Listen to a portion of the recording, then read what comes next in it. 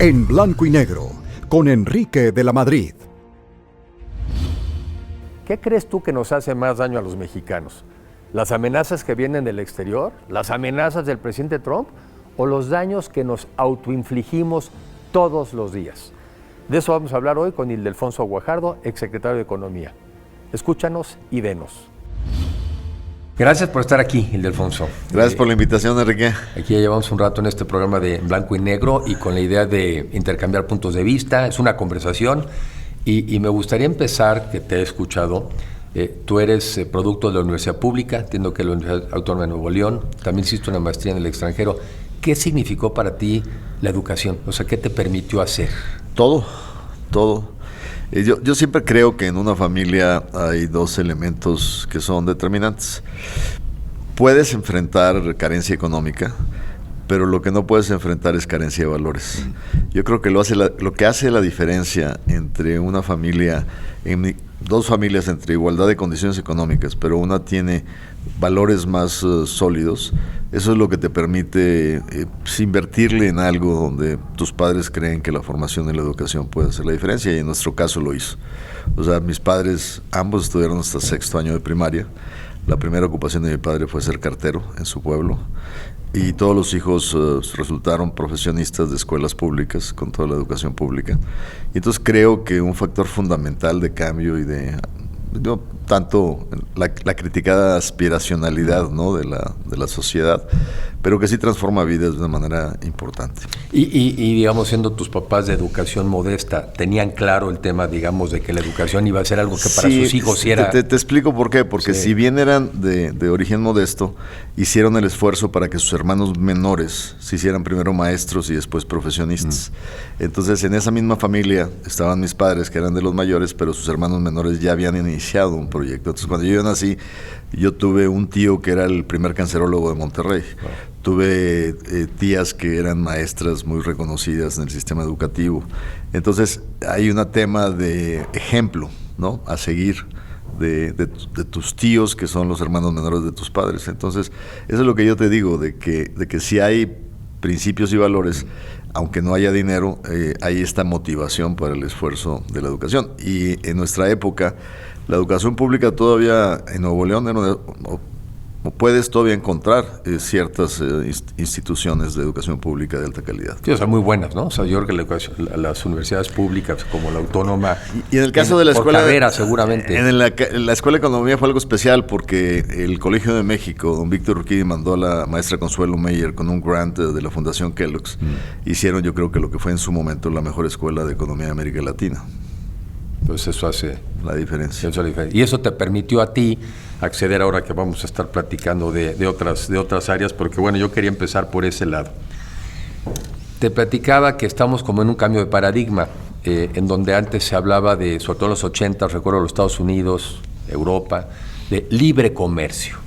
Y ahora estamos más bien en una tendencia hacia el proteccionismo. Pero antes, si nos puedes platicar, ¿por qué el comercio es útil para que prosperen las naciones? Bueno, pero uno ver incluso a nivel local, ¿verdad? ¿Por qué el comercial le ayuda a la gente? ¿Por qué no quizá hacer todo tú? Claro, entiendo que compartimos profesión de alguna manera, pero recuerda cómo fuimos cambiando a través de la historia del universo, del mercantilismo. O sea, el mismo colonialismo implicó lo que los economistas llamamos, a veces sin explicar, los términos de intercambio, ¿no? Como las naciones que eran productoras de materias primas, sus rentas de alguna manera se extraían por parte de las naciones en la incipiente industrialización, ¿no? Entonces, esa parte tendió a definir un modelo a partir de estas épocas del siglo XVII, siglo XVIII, donde había un gran diferencial de prosperidad de las naciones dependiendo de tus capacidades de participar, pues en su momento lo que fue la revolución industrial, en su momento lo que fue la transformación del mundo, hasta que llegamos a un punto donde claramente fue un instrumento explícitamente seleccionado para tratar de jalar el acompañamiento del desarrollo, y utilizarlo como un instrumento de la geopolítica. O sea, ¿qué hizo Estados Unidos con los perdedores de las guerras? O sea, los sentó a la mesa, les ofreció términos de intercambio favorables para buscar su recuperación. O sea, ¿qué nos explica el resurgimiento tan próspero y rápido de Japón? Sí. ¿Qué nos explica los logros de la Alemania? Digamos, sobre todo, obviamente, la Alemania occidental, en ese sentido, posguerra. Y luego esta visión, ¿no?, lo que pone Kissinger en la mesa de cómo traer a China a la mesa a través de este proceso. Veamos los indicadores de China desde el punto de vista de pobreza antes y después de incorporarse al comercio global. Entonces, ahí viste a través del tiempo, si te vas a los 70s, el 70% de la producción industrial del mundo estaba concentrada en 7 países. A partir de que abrimos los términos de participación en esta generación de manufactura, ves cómo ya países en vías de desarrollo retoman la concentración de la producción de manufactura y los países desarrollados, si bien mantienen áreas estratégicas, se desarrollan hacia áreas de mayor valor agregado, de tecnología, exacto, de los servicios y de capacidades. Entonces, siempre ha sido un esquema para que el mundo crezca, al mundo crecer, al haber más demanda, hay un crecimiento global. O sea, si los chinos están mejor hoy en día, bueno, pues que también consumen bienes de otras partes del mundo, ¿no? Si los mexicanos prosperamos, pues nos constituimos en un esquema de demanda que nos favorece a nosotros y nos favorece a los países que hacen comercio con nosotros. Entonces ahí está creencia, ¿no? Ahora está muy de moda, bueno, siempre ha estado, pero yo me meto de vez en vez a algunos documentales, sobre todo en Netflix, en fin, sobre la Guerra Mundial, y oyéndote, me parece que aprendieron las personas donde dijeron, oye, entre la Primera y la Segunda Guerra Mundial, pues fue muy poco tiempo, nos fue muy mal, los derrotados se quedaron ofendidos, sus economías no prosperaron, sus poblaciones sufrían inflación, y yo creo que hubo entonces un aprendizaje de decir, eso no nos vuelve a pasar, porque si los vencidos no se recuperan, les va mal y se sienten maltratados, no va a durar la paz. Y visto así, bueno, pues la paz ha durado 70 años. Relativamente sí. Digo, entonces, al menos no hemos vuelto a una guerra mundial. ¿No? Entonces me parece que la reflexión que tú haces de que el comercio fue utilizado como una herramienta para dispersar beneficios, para generar bienestar, integrar y al final del día lograr la paz, se logró. Bueno, en ese tema, ¿por qué si ya estás en un mundo de comercio y está esta Organización Mundial de Comercio, por qué además son útiles los tratados de libre comercio? Y concretamente en el caso mexicano, ¿por qué además era importante un tratado? ¿Pero qué es un tratado primero? ¿Para qué sirve un tratado? Si me permites, en las dos preguntas déjame darle una secuencia distinta. El mundo, a partir de la organización del GATT, que fue el antecedente de la Organización Mundial del Comercio, hizo un esfuerzo muy amplio y muy grande por generar un organismo multilateral que regulara las reglas del comercio internacional. En el caso de México, nosotros fuimos de los latecomers, de los últimos en llegar en América Latina, increíble. Tuvo primero Uruguay, tuvo primero Argentina, o sea, Sudamérica nos lleva una delantera. Y en México hubo un debate permanente. Durante demasiados años en la época moderna de México, pues tuvimos una economía tremendamente cerrada, ¿no? Las marcas mexicanas pues eran muy el jabón Mariposa y los jugos Jumex, que todos eran igualitos y en ciertas latas. O sea, no teníamos realmente la posibilidad de consumir productos de otras naciones, ni en los no duraderos, ni en los duraderos como aparatos eléctricos. Nuestra ilusión de jóvenes, acuérdate, era comprar un equipo de sonido en el extranjero, ¿no? Porque en México no había oferta, ¿no? Sí. Y entonces, en ese contexto, nos dimos cuenta que íbamos muy lento en esa etapa. La decisión de entrar al GATT se toma justamente en el sexenio de don Miguel de la Madrid, en un debate que se había perdido en el sexenio del terror. Pero los términos de incorporación siempre son negociados. Y es muy importante poner esto en la mesa. Son negociados en este enfoque donde los países grandes asumen la responsabilidad de dar condiciones mejores a las economías en desarrollo. Okay. Por eso cuando tú ves que existe un concepto en aranceles de nación más favorecida, que ahora es parte del debate, es porque es la obligación de los desarrollados de darle ventajas a los subdesarrollados o en vías de desarrollo para beneficiarse del comercio internacional. Así te explicas por qué Estados Unidos les cobra 2.5% a la importación de autos europeos y Europa le cobra a Estados Unidos más del 10% a la Es histórico, de hecho el antecedente es histórico. Es histórico. Era cuando también Alemania tenía un nivel de desarrollo inferior. Cuando después de la guerra había que ayudar a Alemania a desarrollarse. Pero nuestro proceso de desarrollo en la integración global del comercio era muy lento. Las cuotas que permitíamos de importación de maíz eran mínimas, los aranceles eran de 1.500% y eran gradualmente en 25 años. Pues, nunca. No íbamos a llegar nunca a una economía realmente abierta. La decisión se toma para integrar lo que iba a ser la primera zona, la más grande y la más importante, y la primera área de libre comercio donde países de diferentes grados de desarrollo se integraban, Canadá, México y Estados Unidos, que fue la propuesta del 91 de George Bush, padre, de Mulroney, primer ministro de Canadá, y Salinas. ¿Qué es un tratado de libre comercio? Lo básico de un tratado de libre comercio es que te puedas vender y comprar bienes entre las naciones que lo integran sin cobrarte aranceles. El arancel es un impuesto que se le pone a los productos de importación de un país. Entonces, de entrada, es libre movilidad de bienes y también debe ser de servicios. Pero los tratados, como los integramos y como fue parteaguas el primer NAFTA, el Tratado de Libre Comercio de América del Norte, también tiene un instrumento muy poderoso para incentivar la inversión extranjera en los países y generar confianza. El NAFTA para México, o el TLC original, sirvió como un jalón para que México modernizara su estructura legal económica. Antes de integrarnos, no teníamos una ley para aplicar las leyes antimonopolio, combatir monopolios y concentración en México. No teníamos una buena ley de propiedad industrial en México que protegiera patentes y derechos de autor de propiedades industriales. O sea, había una serie de elementos faltantes en la mesa que para que México se sentara a una mesa con Canadá y Estados Unidos teníamos que modernizar el marco legal económico.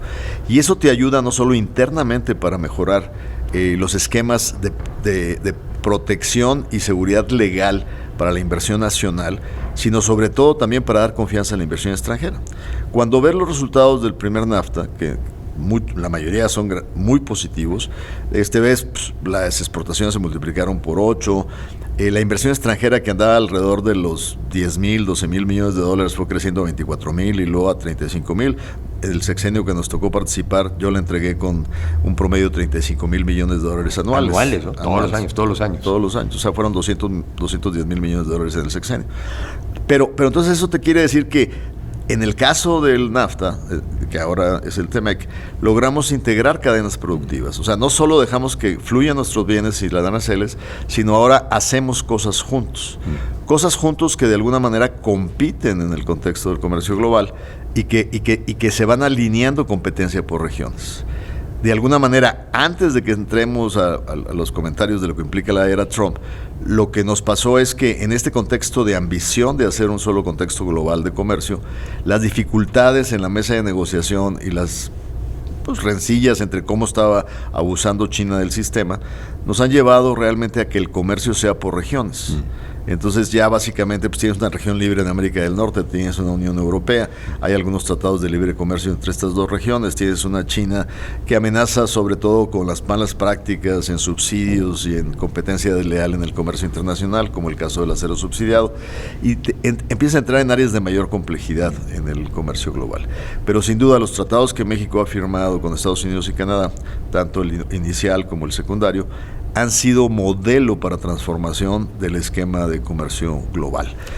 Es un hecho que digamos, para México, como dice, las cifras son muy claras, ¿no? El comercio creció 8 veces, también las inversiones, porque la gente vio en México ya un país con certeza, ya dio confianza, y dijeron, pues venimos a invertir a México, porque aquí producimos y nos integramos a este comercio.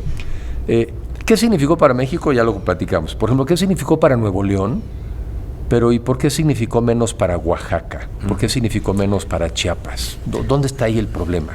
Fíjate, Enrique, que parte de cuando dije, a los grandes beneficios, pero también hay que entender que el tratado original, por la necesidad de de generar los consensos políticos y empujarlo, no era fácil. O sea, los empresarios decían, sí, le aplaudimos al libre comercio, pero no en mi área. No en mi área, la del vecino. No se metan conmigo. Sí, claro. Y esos casos fueron posteriormente casos de éxito, ¿no?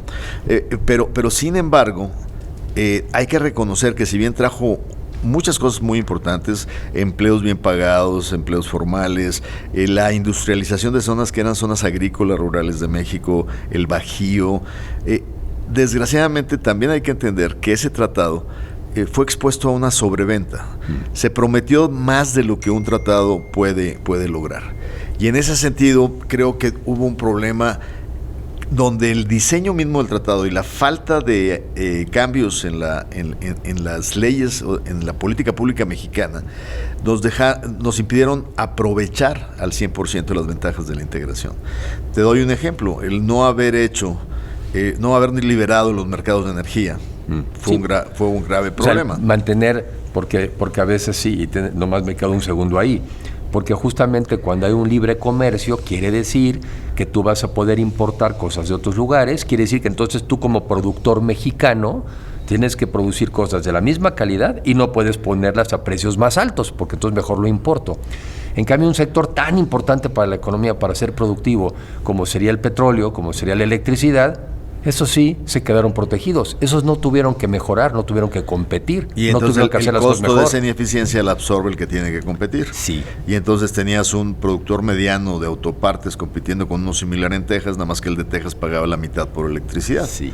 Ahora, en ese momento el presidente en turno, Salinas, tomó una shortcut, ¿no? Una vía, un atajo para permitir autogenerar electricidad y poder ser competitivos, pero solo lo podían hacer las empresas muy grandes. Entonces lo que empieza a pasar es que en el primer tratado los que realmente se benefician muchísimo son las grandes empresas, porque tienen acceso a financiamiento internacional, porque tienen acceso a electricidad autogenerada más barata, pero la mediana se tiene que financiar en México, tiene que comparar la electricidad a CFE, y entonces es ahí donde ves que los beneficios del primer tratado no tuvieron una cascada de beneficios para la integración de la pequeña y mediana. Y el tema no es el tratado, el problema es que no hicimos el resto de las políticas, ¿no? La otra cosa que también recuerdo es que cuando entró el tratado coincidió también con una crisis económica muy profunda, por lo menos el famoso 94. Error del 94.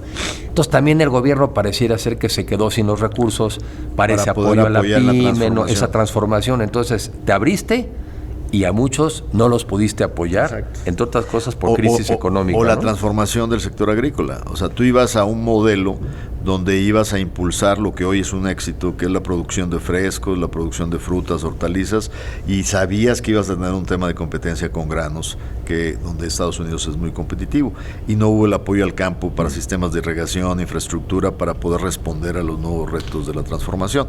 Yo siempre digo que los tratados de libre comercio son instrumentos necesarios y fundamentales para impulsar el desarrollo, pero no son suficientes. Tienen que ir acompañados con una agenda de política pública que nos permita sacar el mayor provecho y luego responder lo que tú dijiste, la desigualdad de los beneficios. O sea, ¿por qué Oaxaca no se benefició tanto como Coahuila o como Guanajuato?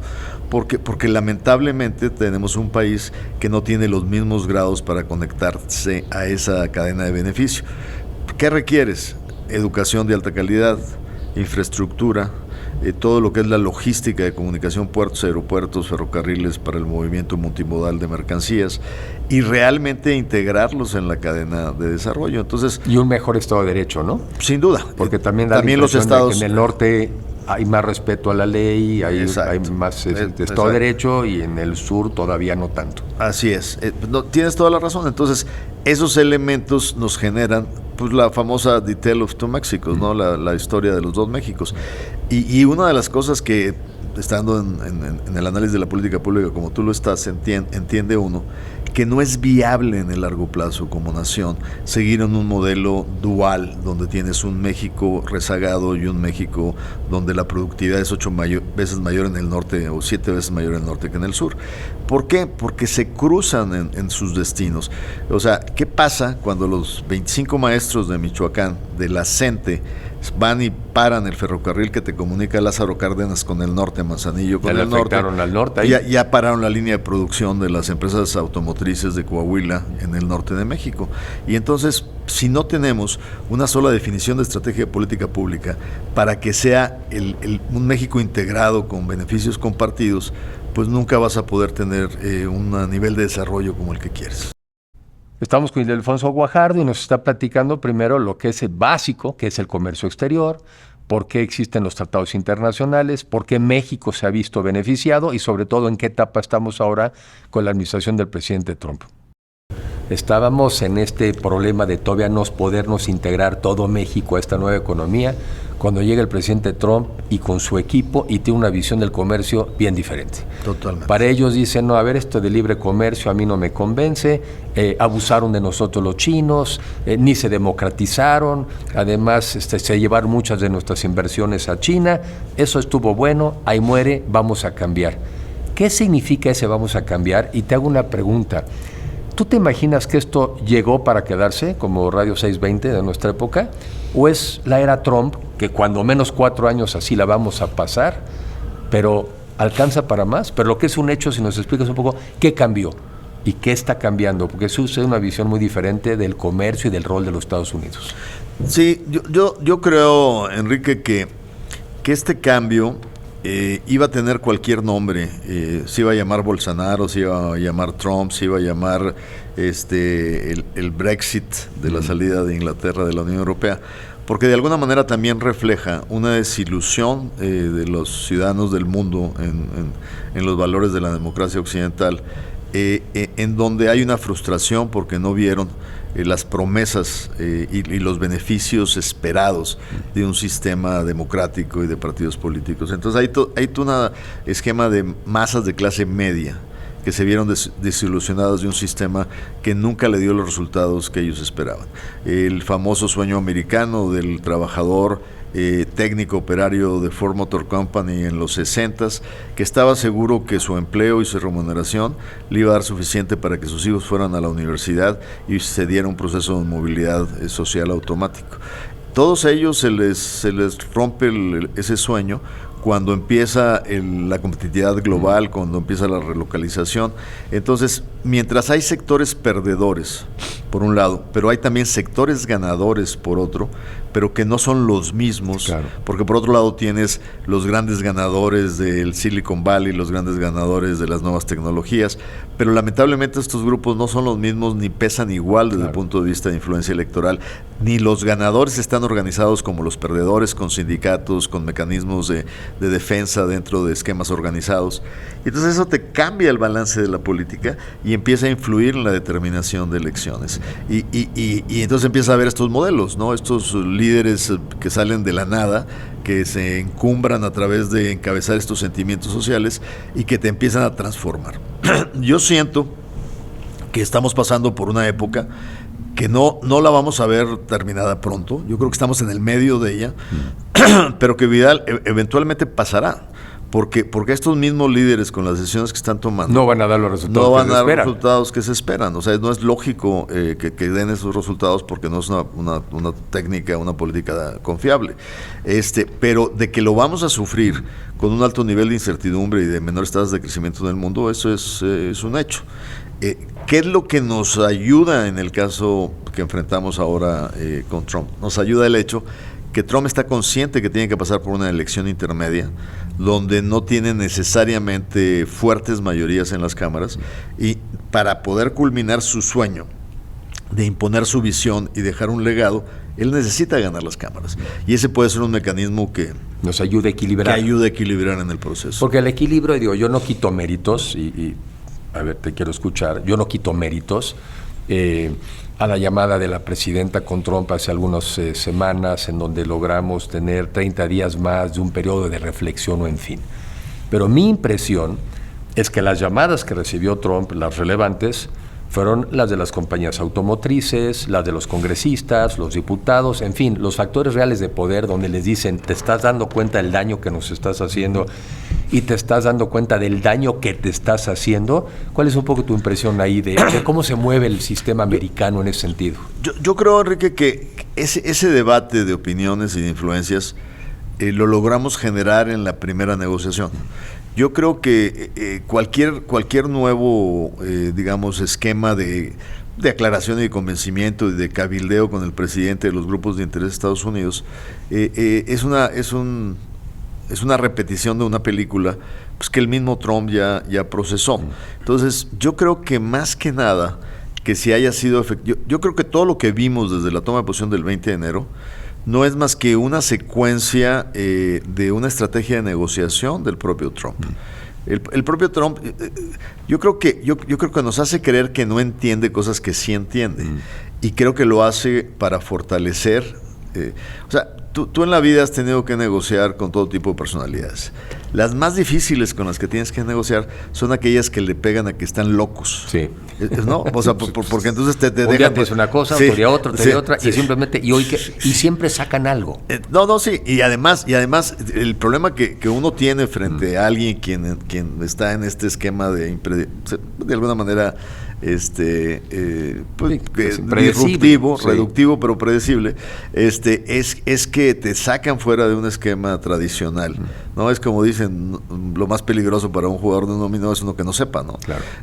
Pero o que hace como que no sabe, ¿no? Entonces, en este caso, creo que estamos frente a un escenario donde el presidente en toda su campaña estuvo amenazando que regresaría. Al mismo tiempo decía, el TEMEC es el mejor tratado en la historia de Estados Unidos, y porque lo hice yo lo hice, y al mismo tiempo decía que va a poner tarifas a México y a Canadá porque no hemos cooperado en esto y en esto. Y llega el 20 de enero, cuando todo el mundo decía, bueno, pues ya lo prometió, lo va a hacer, no lo hizo. Lo dice que lo va a hacer el 4 de febrero, pues extrañamente lo dejan martes para dejar que el lunes lleguen las llamadas y luego como perdonavidas, decir, está bien, les voy a dar chance.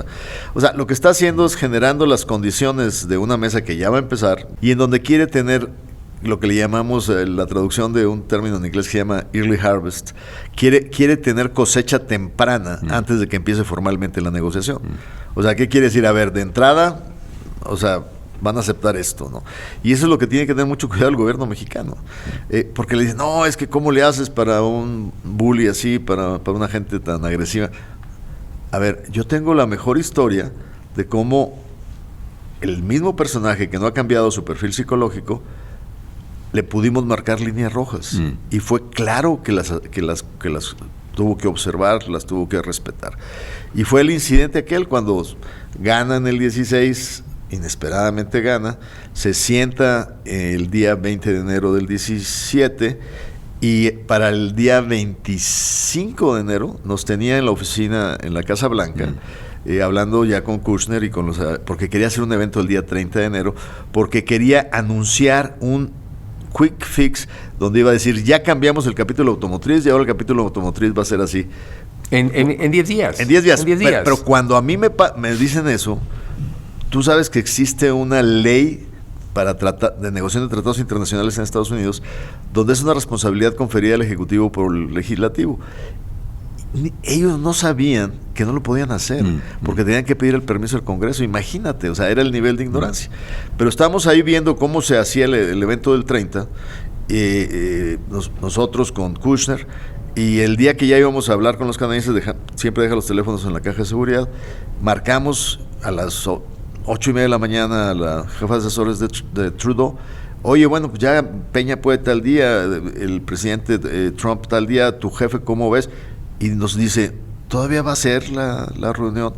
Pues sí, ¿por qué? Dice, ¿no han visto el tweet que acaba de sacar ahorita a las 6:30 de la mañana? Pues nuestros teléfonos estaban en la caja de seguridad. ¿Nunca los viste? Los fuimos a ver. Decía, Peña, si piensas venir, ven dispuesto a pagar por el muro. Pues haz de cuenta que fue como un regalo de la Virgen de Guadalupe, porque con eso nos vamos, nos levantamos de la mesa, estaba en fúrico, porque se dio cuenta que cometió un error con condicionar al presidente Peña. Y a partir de ese momento, en mi negociación, nunca se atrevió a seguir fregando con el tema de que México va a pagar por el muro. Entonces, también entiende líneas rojas. Y eso es lo que el gobierno mexicano Tiene que entender. Y a mí lo que me da preocupación es que estemos en Washington en nuestra primera plática con Howard Kutnick, que es el nuevo secretario de Comercio ratificado recientemente, y donde tenemos que tener claro que no podemos empezar el proceso de revisión si no tenemos todas las fichas sobre la mesa. O sea, cuando tú te vas a sentar, le sigo llamando tercamente revisión porque así dice el tratado. En la mente de Trump es renegociación. Sí. Pero tú te tienes que sentar con todas las fichas en la mesa para poder llegar a un acuerdo integral. Y aquí se abren varios espacios. A mí me da mucha ternura que muchos mexicanos están esperanzados en que la presión de Trump sobre los temas de seguridad nos pueda resolver la vida en el desastre que tenemos en México en seguridad. Pero no hay nada más lejano de eso. Porque el presidente Trump va por lo que a él le afecta. Sí, lo que le importa, lo que le interesa. Sí, entonces, Harfuch anda muy activo destruyendo laboratorios de fentanilo en Sinaloa. ¿Y ya viste qué está pasando? Que no había. Que decían que no había. Pero ya hay. Pero ¿ya viste qué está pasando? Los agricultores de Sinaloa ahora se están quejando de extorsión. Claro. No, Entonces, es que va a ser un desastre. Si tú no desarticulas el crimen organizado de manera integral, lo único que van a pasar es de ámbito de operación.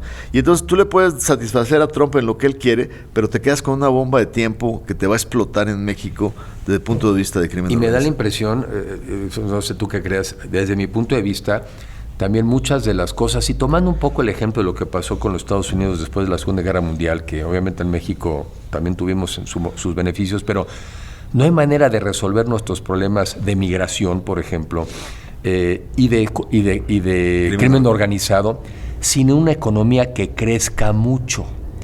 Y ya el trimestre pasado, que ya es el primer trimestre de este sexenio, el crecimiento ya fue de menos de 1. Este enero prácticamente fue 0. Entonces yo no sé si ese es un tema que se pueda poner en una negociación con el gobierno americano, pero decir, oye, si esta economía mexicana sigue sin crecer, pues lo de migración, muros más altos, lo del tema del crimen, pues no hay manera de controlarlo. ¿Hay espacio o eso verdaderamente es imposible con el Trump de hoy y el gobierno de hoy? No solo con el Trump de hoy, inclusive con el Trump que nos tocó a nosotros hace algunos años. Este tipo, digo, la verdad es que siempre dices, cuando escuchas, dices, es que les vamos a explicar que cómo se van a hacer daño a sí mismos. Con Trump esas cosas... Sí, ya me lo explicaron, gracias. Sí. Gracias por participar. Y a veces creo que no es porque no las entienda, es porque es parte de su estrategia de negociación. Entonces, creo que hablando ya sobre el futuro, es decir, a ver, hay que predecir sobre lo que va. Y te voy a dar un ejemplo de cómo desde la negociación anterior vimos venir una bala que ya llegó. Se tardó en llegar 4 años porque perdieron la elección, pero iba a llegar. Cuando yo estaba ya cerrando al final el capítulo automotriz del acuerdo, había una incógnita. Es decir, a ver, ya nos hiciste el jueguito de la 232 del arancel por seguridad nacional contra acero y aluminio. Ya te contestamos de manera fuerte que ya te caló en estos sectores. Ya nos pusimos de acuerdo. Esto es cuando ellos te meten un arancel que a ti te afecta, tú tienes el derecho de escoger dónde les pones arancel en sectores que a ellos les afectan. Sí, es que pusieron un arancel, porque es muy importante que la gente nos ayude a entender esto, porque mira, la ruta más rápida que va a seguir Trump no es el arancel del 25 a México y el 25 a Canadá. La ruta real que sí va a hacer son aranceles generalizados al resto del mundo por productos específicos, que es parte de lo que le llama el Trump Trade Retaliation Act. O sea, que es como me tratas, te trato. Ahora está pensando en un impuesto global a automóviles. Cuando estábamos en la negociación, llegamos a decir, ok, si hacemos un auto con 75% de partes de América del Norte, ese auto se puede exportar libre de aranceles entre cualquiera de los países. Pero yo le pregunté a la hija, bueno, y si Trump sale otra vez con un 232 para un impuesto de olvidarse del MFN y cobrar el 25% a Europa y a Japón para que le vendan automóviles. Por coches japoneses a Estados Unidos. O europeos a Estados Unidos. O sea, que no tienen tratados de libre comercio. Que tengas que pagar un arancel del 25% del por un coche alemán, o del por un 15, coche japonés. O del 15. Sí. Digo, ¿qué va a pasar con nosotros? Claro, porque nosotros te exportamos, cumpliendo con el tratado, a cero arancel. Pero hay una parte que no logra cumplir con el tratado, que fundamentalmente son asiáticos y europeos, porque todavía sus partes esenciales las hacen en Europa o en Asia. Y esos te los estoy matando pagando el 2.5.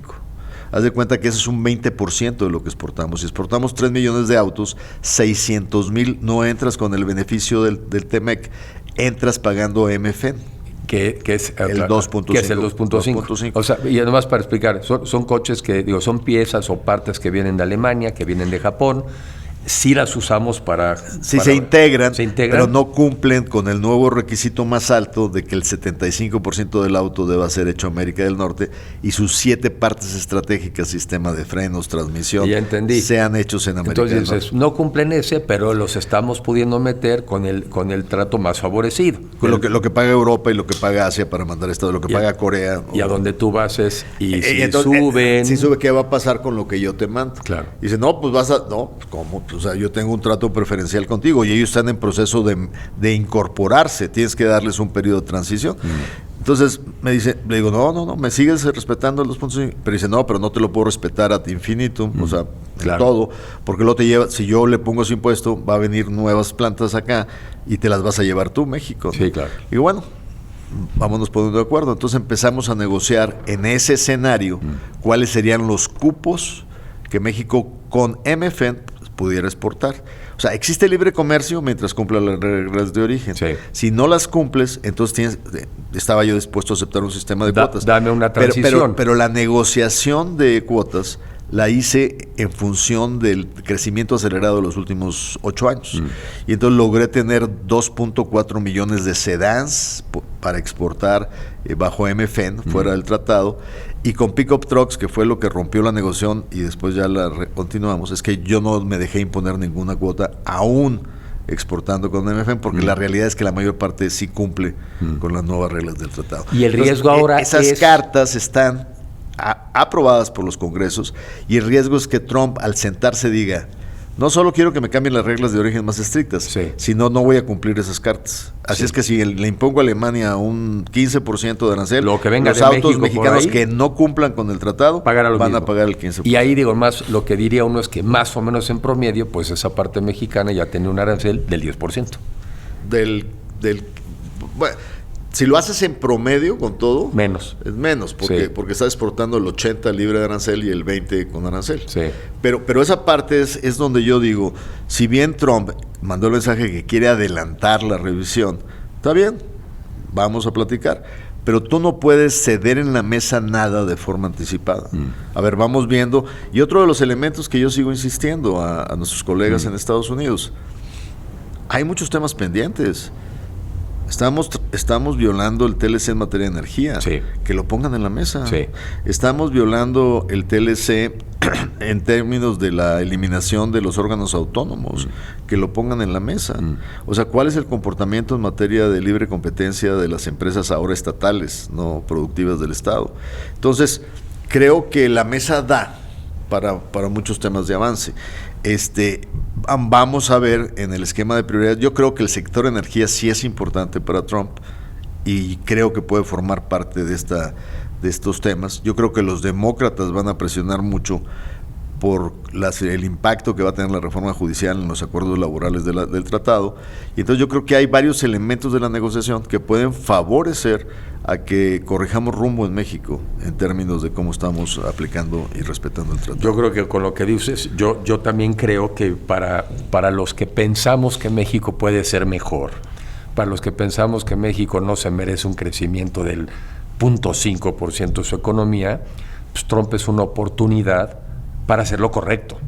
No para hacer lo que nos pida Trump, para hacer lo correcto. Sí, ¿no? Ahora déjame decirte que siempre hay que asumir que Trump solo va a moverse en relación con México para lo que le importa. Para lo que le importa. Sin duda. Si nosotros nos autoinfligimos daño que a él no le afecta, él encantado, porque él cree que eso hace que él se convierta en Estados Unidos en mejor destino de inversiones. Claro. Lo cual es una verdad a medias. Pero que en parte, y lo complejo yo creo que de Trump hoy, es que quiere muchas cosas. Y son contradictorias. Y muchas de esas son contradictorias. Así es. Pero una de las que sí creo que quiere es que sí quiere tratar de acelerar la reindustrialización de los Estados Unidos. Y eso no va con tratar de favorecer la situación de México, ¿no? Entonces, en el fondo...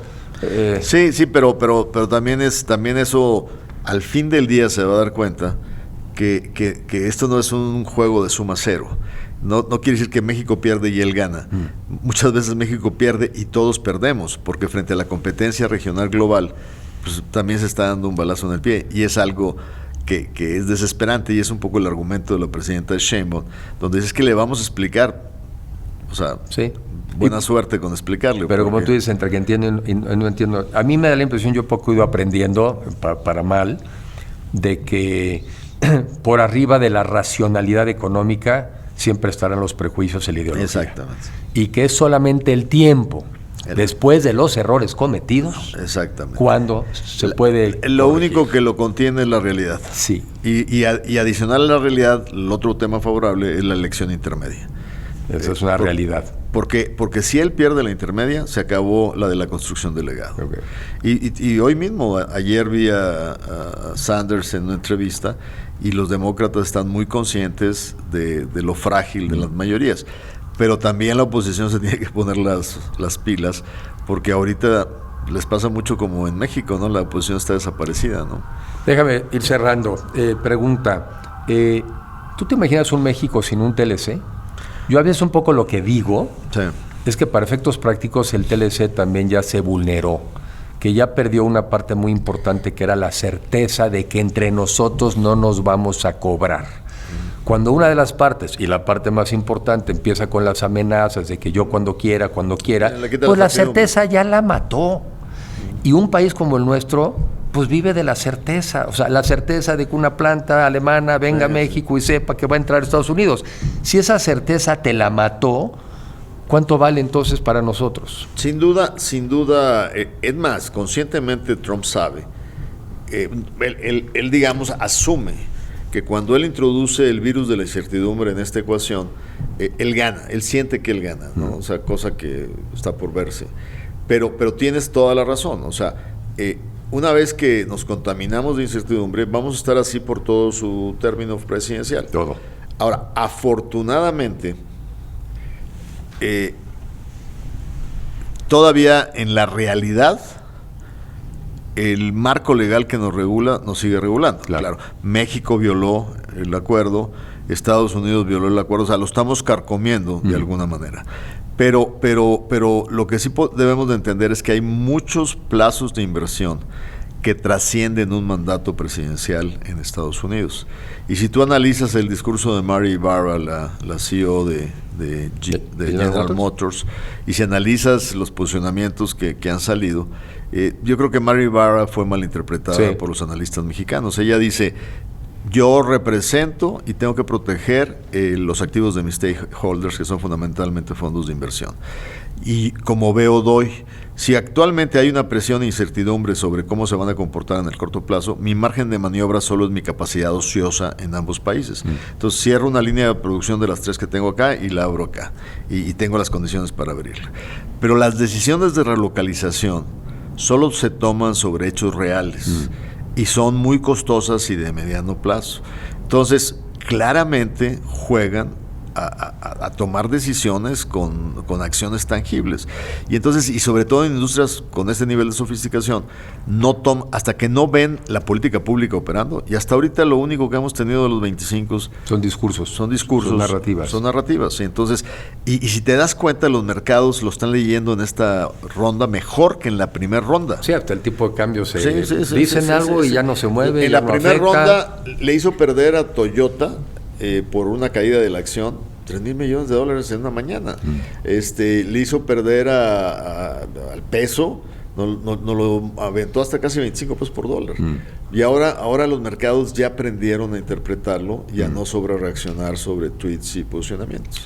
Un comentario final. Yo digo que ante la incertidumbre del exterior, los mexicanos deberíamos de ser capaces de darnos más certezas. Exacto. Como exsecretario de Economía, como economista, 2 cosas sobre las cuales deberíamos de trabajar como mexicanos. Y digo como mexicanos así como para que suene como que depende de nosotros. Lo que tú estás diciendo, yo siempre le digo, creo que en estos últimos años nos hemos demostrado que somos capaces de infligirnos más daño nosotros mismos del daño que nos pueden imponer afuera. Sin duda. Y en ese sentido creo que desde el punto de vista económico hemos dejado caer la infraestructura para el movimiento logístico, nuestra capacidad de generación de energía a niveles competitivos, que es el elemento fundamental para el futuro de sectores estratégicos, está totalmente cuestionada. O sea, no hay capacidades eléctricas probadas para poder avanzar rápido. Obviamente la certidumbre jurídica. Todavía nadie puede poner la mano sobre la lumbre sobre cómo va a ser la administración de justicia en este nuevo modelo, qué certidumbres vas a tener de que no estará capturada por intereses específicos y que puede ser un deterioro de lo que ya por sí tenía deficiencias el sistema judicial. Tienes el tema muy importante desde el punto de vista del avance institucional sobre órganos autónomos, transparencia, credibilidad. Hemos caído a niveles insospechables en materia de corrupción. Entonces la agenda interna es monumental y creo yo que si tomamos control de ella y avanzamos de manera positiva, nos volvemos más resilientes frente a la incertidumbre del extranjero. Mejor puesto, no me lo imagino. Gracias, Ildefonso, muchas gracias. Gracias, Enrique, por la invitación. El peor daño que nos hacemos los mexicanos es no construir nuestra infraestructura, no tener un buen Estado de Derecho, no tener mexicanos con más capacidades y más habilidades. Ese es el verdadero daño, pero la buena noticia es que está en nuestras manos poderlo corregir. De eso platicamos con Ildefonso Guajardo. En blanco y negro, con Enrique de la Madrid.